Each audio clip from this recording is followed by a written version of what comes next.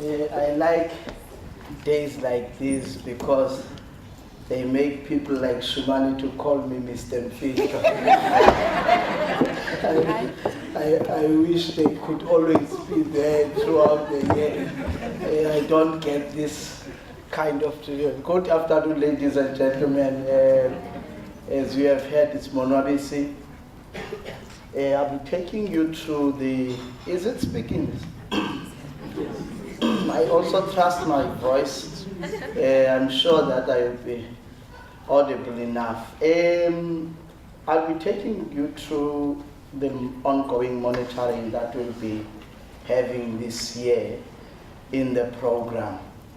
Slightly different than last year, though there is not much of a difference. I'll be taking you through the purpose, our approach, and the aspects that we'll be looking at, and then also lastly, just a brief on the performance management system that we use in the program. As we all know by now, I think Dr. Maharaj has touched on a number of areas that internship is intended as a skills development initiative that is informed by the human resource development strategy of the government. Now, it is intended to attract and retain human capital for the national system of innovation. We would love to see most of the interns remaining within the system at the end of their internship.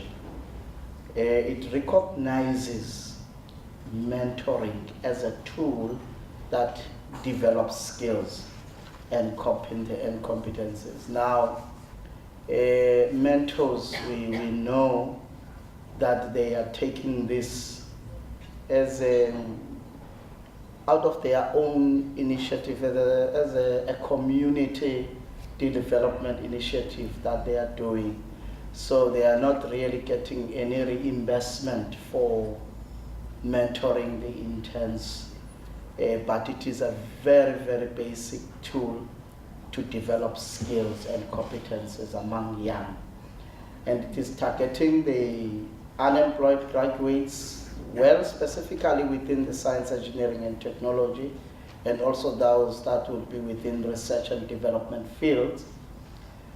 But we are also saying, as Dr. Maharaj articulated it so well this morning, that we are trying to build capacity within the research offices of the higher education institutions. So our expectation is that interns who are within SARIMA would be largely within the research offices in the higher education institutions. And as you have seen, you are just a quarter here in Cape Town of a broader pool of interns that are placed nationally in the country. Last week, we were doing our orientation in Joburg for a very big group than this one. Next week, we are going to Durban, and also we have some host institutions even in Limpopo. I think maybe if it were not saying only South Africans, we would be going even to Zimbabwe, but again, because it's South African, we can't be going there. Now, our purpose when we do this monitoring is not really to be police officers, no, but we want just to learn of the conditions of placement of interns at the various host institutions. Now, tracing their progress and challenges, if any, within the program. Also observe whether one is getting work experience and mentorship, and whether the guiding principles are being adhered to by both the mentor and the intern, and also just we build the relationship, make it stronger between the hosting institution and the NRF. I want interns to note that one, that we are trying to maintain these relationships with the institutions. We are not trying to destroy them. They are at a very, very good and satisfactory level at the moment, but then your presence in the institution, the way you would conduct yourself would determine where they are going. So be good stewards there in the hosting institutions, because we want to build those relationships. There are other interns. Next year we are going to be placing about, I don't know whether 700 or 800, but it's a bigger number. We are also there just to support and assist in cases where our assistance is needed. Now, our approach this year, I want all of us to be attentive now. The first thing that we would like to see, that's the very first thing that we would like to see this year, is that work plans be completed and submitted to the NRF. The responsibility of completion and submission is the mentor and the intern. We are saying at least by the 30th of April, let us have at least the work plan submitted to us. As employees, interns, as employees of the NRF, we would be knocking on their doors when we do not get the work plans. It depends when you knock. The knock might be soft, the knock might become louder and louder and louder. So try that you submit on the 30th of April. At that time, there would be no knock. But after the 30th of April, it might be a softer knock. Then thereafter, you never know. We want that 30th, we submit. Then secondly, we are saying interns must record. They have a diary book where they record.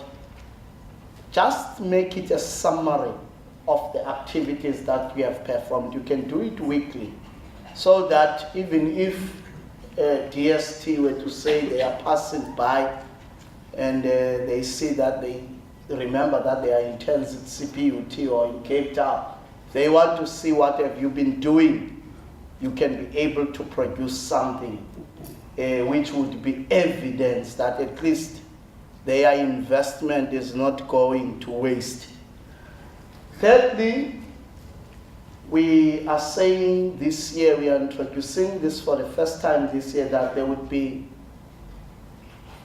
a completion and submission of a monthly verification register of interns. Every month we'll be sending to the contact person at the host institution a register with the names of the interns that we are expecting to be at that particular institution.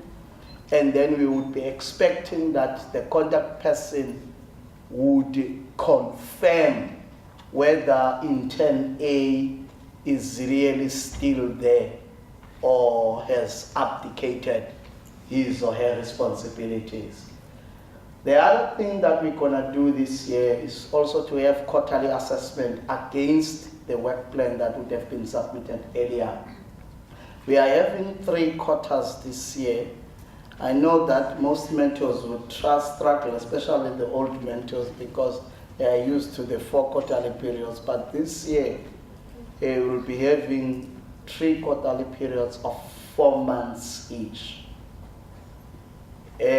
Starting then on the 2nd of April up until the 31st of July, that will be our first quarter. And then the second quarter, August to November, the last one, December to March next year. We are saying that at the end of each quarter, we would like to get a copy of the evaluation form sent to the NRF.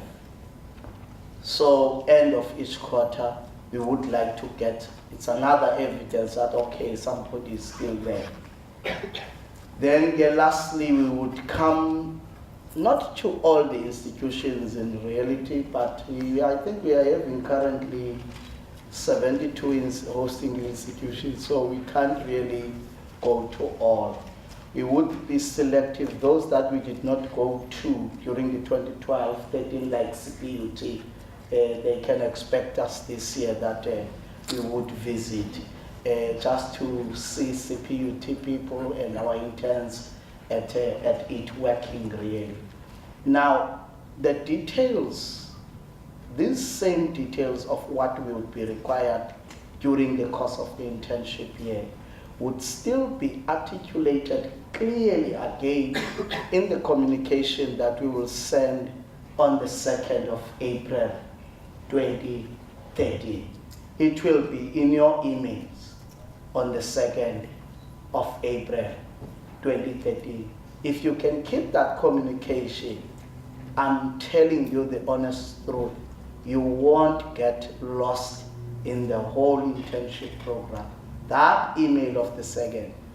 Ignore other emails that come from me, but don't miss that one. 2nd of April. The main things when we come to institutions that we'll be looking for post-institution orientation and induction, we are encouraging and we are saying to host institutions, at least it's our expectation from the internship program that at least do an orientation. Familiarize the person with the surrounding environment that he or she would be working at. We want to see whether has that happened. Intern personal file where you keep everything. As a mentor, I think you need to have evidence that this particular intern that you are hosting has been appointed by the NRF. First thing that you need to get is a copy of that signed offer that the person has received from the NRF, which should be part of the file, evaluation form, work plan, leave forms, everything, those should be in the intern personal file. Let us keep these because they are supporting evidence. You never know if the ST wants to say, we want some evidence that there are interns there at West Cape Biotech, give us some files. So we would simply say, please provide us with those files. So it's always safe to keep all the records of the interns in a personal file.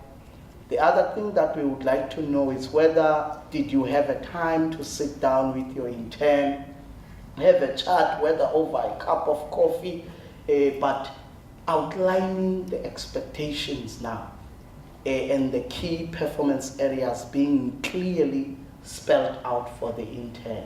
I think the mentors in our morning session there, that other side, it was stated clearly that we need to set a standard and it must be clear the standard that we would be expecting one to perform at.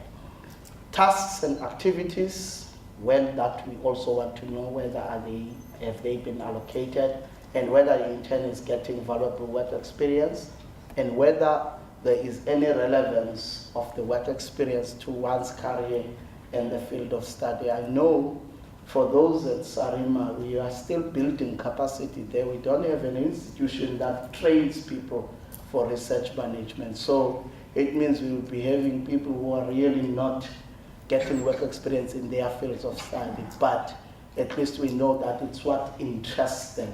I always ask them when I go there, were you made aware that you are not really gonna be getting exposure in your field, but in something new, which is quite key to be done during the interview period. Resources that support what one has to do. I always say, I cannot prescribe to institutions to say they must make sure that interns have the computer, have telephones and all that. No, I can't do that. But what I would say is that the resources, if a telephone you know that it is necessary as the mentor for the intern to actually attain or reach the standard that you have articulated, then the telephone has to be provided. I think in our relationship, when we start those letters that we normally write, we articulate each other's role. So it's expectation that at least the resources be provided. I wouldn't expect an intern to phone me and say, or write an email to me to say, but I don't have a telephone here, or I don't have a computer. My first question would be, is it really necessary for the work that you have done or that you are doing? Is it a daily, is it a necessity? Progress would also look at that, whether there is guidance and support, and whether performance assessment is being done. Now, just briefly on performance management system, those are the only two that we use, the work plan and the performance evaluation. And this year, we have been, our boss there has been very gracious that she allowed that at least assessment, at least with trials, because we have this understanding that mentors, you don't want to have a lot of paperwork that you put on them. Hence, we are having only 3 quarters. It's a work plan submitted at the beginning. If you submit it at the beginning, then it's fine. Yeah, you are free the whole year. It's only then assessment. Work plan, it must talk to the work that one would be exposed to. It must indicate key performance areas, activities, the indicators or the outputs, and then the target dates. Don't feel that the target dates are tying you. No, work plan is flexible. We know that there may be conditions, but when we come, you will always explain that you could not do A, B, C, and D because of this and that. If it's understandable, then it's fine. Then our date, don't forget the 30th of April for the work plan. Performance evaluation, it's a chance to have a face-to-face discussion on the feedback of the intern. Mentor-mentee interaction identifies areas where intervention is needed and where improvement is needed. We always say to mentors that they should try by all means to ensure that they tell their interns areas where they need to improve in their daily interactions. Just this ugly one, don't worry about it, it will be more beautiful, the one that you'll be receiving on the 2nd of April. But just to give you an idea of our template, it is like this, but not as ugly as this one, I repeat. Then it has the 3 quarters. It will be having the 3 quarters with the 4 months that are there, where you then have to indicate all these activities, including the target dates. It says target date. Then the performance evaluation form, all those particulars we need, it's just the personal particulars of the intern and the mentor, and then it will be the 4 quarters. Now, just to address the main areas here, when we say intern self-assessment, our expectation is that when the assessment period comes, the intern would first be given an opportunity to evaluate himself or herself, be given that opportunity, rate himself against those key performance areas that are there in the work plan. How has he or she done? Then the mentor would come in and have a discussion with the intern. Like in the normal workplace, remember we are saying we are building people for the workplace. We are building them for the workplace. So we must make sure that what is happening in the workplace also, it happens here. A mentor score, I always say it's an agreed score. It's where your intern would be saying, having looked as the mentor at the 3 that he or she gives himself or herself, then you say, but remember, you have not met target A and target D, and then how do we reach at 3? Then the intern says, I've forgotten, maybe a 2 would be sufficient, then that's an agreed score. Then there would be comments and all that. It's so easy, this thing. It doesn't really. Okay. Before I step down, Shumami, wait. Now, one of the things that I want to perhaps relate to you is that we're gonna be in the internship program, the DST NRF internship program in particular. We place only graduates who hold a minimum qualification of a degree. We do not place people who do not hold a B degree. Even a BTech degree qualifies. Now, that's generally our expectation that everybody here or everybody on the DST NRF internship program. Now, diploma people, why we are not having them on this program is because the DST, the very same funder, is running the National Youth Service Program, where they are giving the opportunity to the national diploma candidates to actually be given that kind of work experience. So it would be repeating really if we were to have those people here and they're also there, that other side. So that's one thing to know. Secondly, interns, in the communication that I'm sending on the 2nd, please, there is a training reply slip there where you have to indicate your generic training needs. It's just generic. Now you need to make sure that you submit that one at the date that will be stated in the letter that you get. If you don't, it's very difficult for us to say we're going to be going back to each and every person. We are having 550 interns.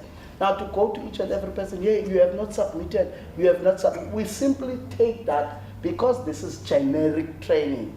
Maybe you are more equipped than you don't really need this. You may have been exposed during your time at the university. You don't have to repeat everything that is there if you have done it before. The other thing, the date for us to assume duties is the 2nd of April. The 1st we know that's a public holiday. So we are reporting on the 2nd of April next week. I cannot overstress the issue of our communication. The only communication means we use is email. So interns, the emails that we have are your own personal emails. We're going to be sending there. But if you happen to get workplace emails, you need to send those to us also so that we can update on our system. So keep on checking your emails. If you don't check your emails, even these good opportunities that June was speaking about of funding that you are getting, you will miss them. So make sure that you read your emails. Lastly, Ushumani knows that I'm a preacher. I don't like getting easily away from the pulpit. I don't know why she's doing this to me. But conduct, this is specifically to interns. I'm saying let us not burn the bridges. Conduct yourself well in the hosting institutions. Don't be a burden to the mentor, but rather be there to learn. Be eager to learn. So please, my dear interns, if you want to succeed on the internship program and be able to say, I have achieved at the end, be positive.